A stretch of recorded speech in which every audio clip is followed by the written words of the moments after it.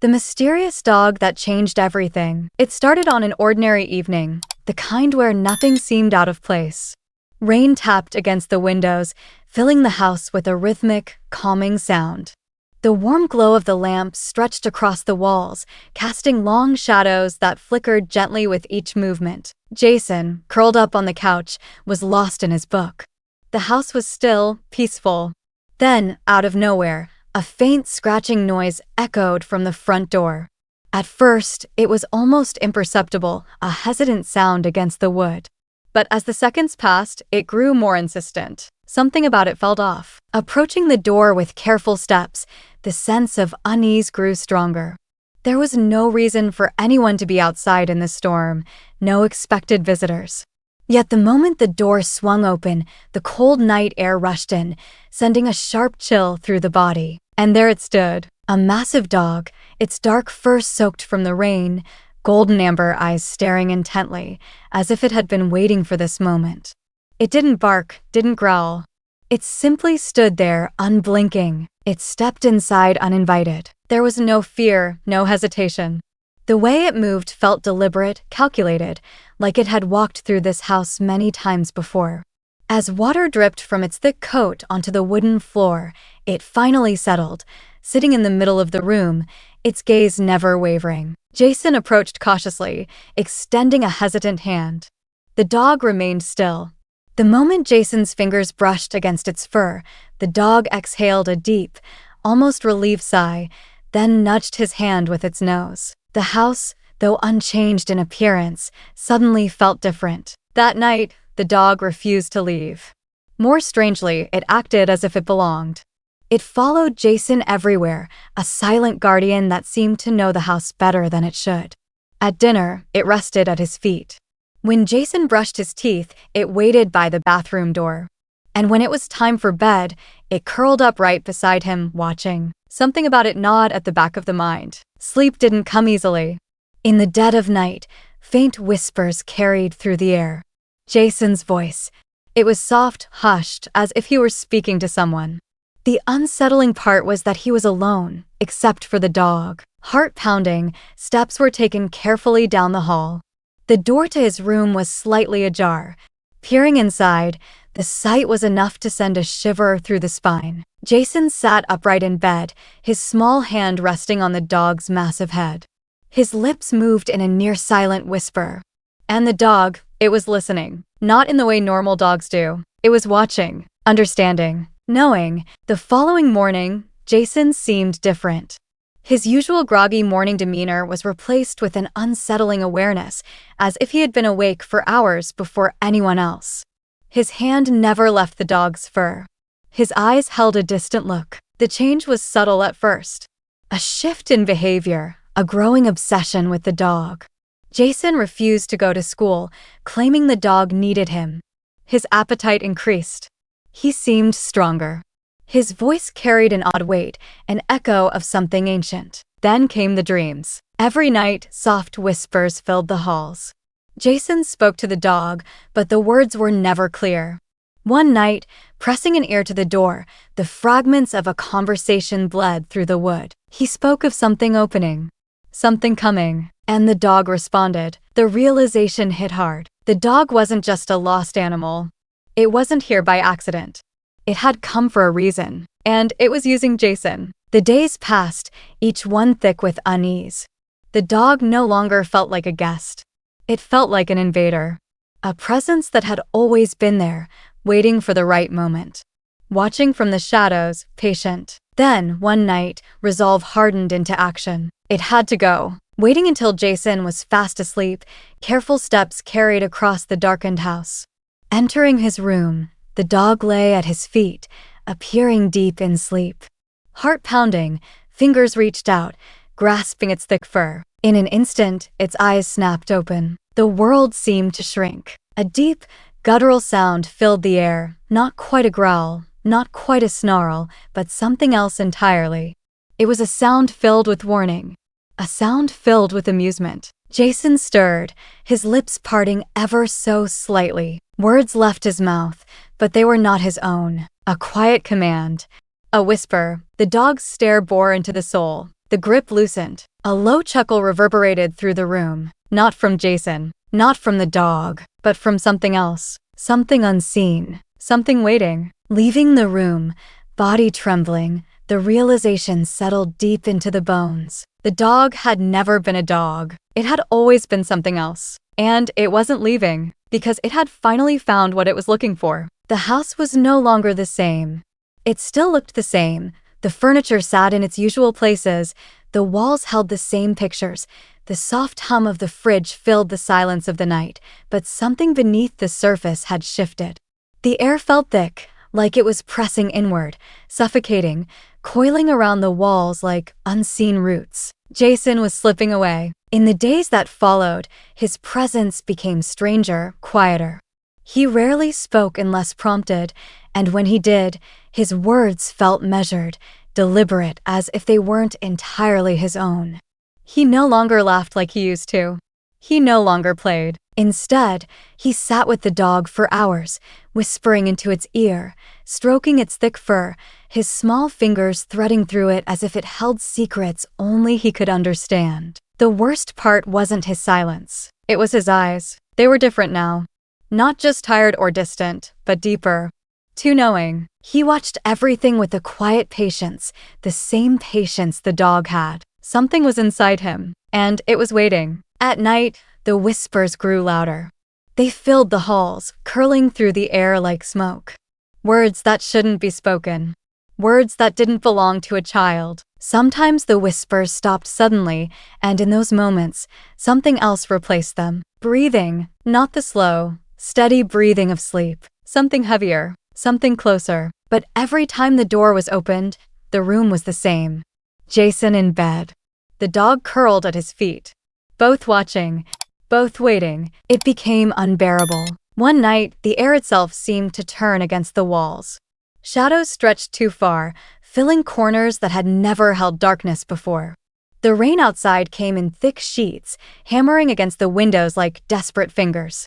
The wind howled through the trees, carrying voices that weren't entirely part of this world. And then, without warning, Jason screamed. It wasn't the scream of a child waking from a nightmare. It was something raw, something ancient, something that didn't belong in this house. Running to his room, heart pounding against ribs, the door was thrown open. Jason was sitting upright in bed, but he wasn't looking at anything.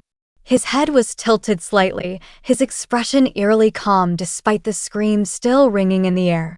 The dog sat beside him, its massive body completely still, its amber eyes glowing in the dim light. Then Jason spoke, not in his voice, in something else's. A voice that scratched against the walls, filled the spaces between the bricks, settled into the very foundation of the house. You shouldn't have let him in. A force like ice rushed through the veins. Jason's lips didn't move, but the voice came from him. The dog turned its head slowly, its eyes locking on, unblinking. The weight of its gaze was crushing, suffocating, as if something ancient and terrible was looking through it. The air shifted. Something was here, something that had been waiting for a long time. And it wasn't leaving. Not anymore. The room seemed to shrink, the walls pressing inward, the air thick with something unseen yet undeniably present. Jason's face remained disturbingly calm, his small hands resting lightly on the dog's thick fur. The golden amber eyes of the creature bore into the very soul, unblinking, unreadable, yet filled with something ancient. A deep silence settled over the house, so heavy it drowned out even the sound of the storm outside. The voice, Jason's, but not Jason's, hung in the air like a wound that refused to close. You shouldn't have let him in. Heart pounding violently, the instinct to run surged through every muscle, yet the body refused to move. The weight of unseen eyes pressed against the skin, as though something beyond the physical world was watching, waiting. Then, Jason's lips curled into the faintest of smiles. Not a child's smile. Not the warm, innocent expression of a boy who once found joy in bedtime stories and summer afternoons. It was something else. The dog's tail flicked once against the bed, a slow, deliberate movement. Not an act of excitement. Not an act of affection. An acknowledgement. Jason's fingers tightened slightly in the creature's fur. His eyes never left the shadows in the far corner of the room. His voice, softer now, almost a whisper, carried through the thick air. "It's almost time." A sharp, piercing cold settled into the bones, spreading outward like frost creeping across glass. The breath hitched in the throat, every instinct screaming to grab Jason and run, to tear him away from this thing, this presence that had wrapped itself around him. But something was wrong. The air felt heavier, thicker, like a presence had taken shape within it. And then, the dog stood. It moved slowly, deliberately, stepping off the bed with the kind of grace that no ordinary animal possessed. The sound of its claws clicking against the wooden floor felt deafening in the silence. It stopped only inches away, tilting its head ever so slightly. Those amber eyes, filled with an unnatural intelligence, gleamed in the dim light. It was studying, measuring, judging. The storm raged harder outside, wind rattling against the windows as if trying to break through, as if something outside was desperate to be let in, or perhaps to pull something out. Jason remained completely still, his breathing slow, controlled. His hands, small and delicate, lay folded neatly in his lap.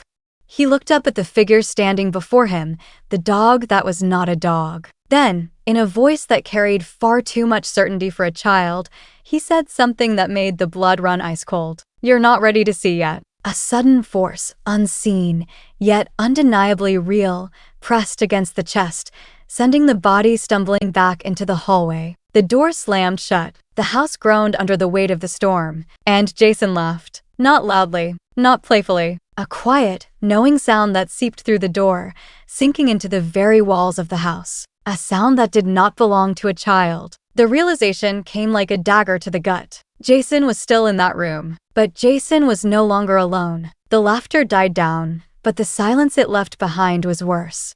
It pressed against the walls of the house, filling every corner, stretching into places it had no right to be. The storm outside howled, the wind slamming against the windows, the rain lashing against the glass like desperate fingers trying to claw their way inside. Something was here. Something had always been here. Jason was still in that room, but something else was with him. Hands trembling, breath uneven, the instinct to run screamed louder than reason. But Jason was in there. Jason, my son, trapped with whatever had crawled its way into our home. Forcing my body to move, I reached for the door, expecting resistance, expecting something unnatural to stop me. But it opened easily, too easily. Jason was sitting exactly where he had been before, cross-legged on the bed, his fingers loosely curled around the dog's thick fur. The creature sat beside him, its massive body still, its golden eyes locked onto mine. But there was something different now, something worse. The dog was smiling, not in the way animals do. Not with a wagging tail or a playful expression, but with its mouth. The corners of its lips were pulled back just enough to reveal gleaming white teeth, sharp and impossibly clean. Its tongue pressed lightly against its upper teeth as though suppressing amusement. Jason didn't look up. He was whispering again. I stepped forward, my pulse hammering against my skull, but the moment my foot crossed the threshold, the air shifted. The warmth of the house was gone, replaced by something stale, something impossibly cold. Jason's voice grew louder. The words didn't make sense. They weren't in English. They weren't in any language I had ever heard. The dog's ears twitched, its gaze flicking toward Jason before returning to me. The lights in the room flickered. The shadows on the wall stretched, elongated, moved even though nothing had disturbed them. The dog's mouth opened wider. Jason stopped whispering. And then, the room went dark. Not the kind of darkness that comes from a power outage. Not the kind of darkness where your eyes adjust after a few moments. This was something else. Something absolute. A heavy, suffocating void that swallowed everything. And in that blackness, I heard it. Breathing. Not Jason's. Not mine. Something else. Something too large, too deep, too wrong. It was close. The air was thick with it, pressing against my skin, slithering through the space like unseen tendrils reaching for something just out of sight. A low growl rumbled through the darkness, vibrating through the walls, through my bones. The floor shifted beneath me. Something moved. Something big. Something unseen. The darkness pulsed. And then, a voice, not Jason's, not the dog's. Something older. Something waiting. Asterisk, he let me in. Asterisk, the darkness exploded. The room was back. The lights flickered once, twice, then steadied. Jason was still sitting on the bed. The dog was still at his side, but something had changed. Jason finally looked at me, and his eyes, they weren't his anymore. They were golden, just like the dog's.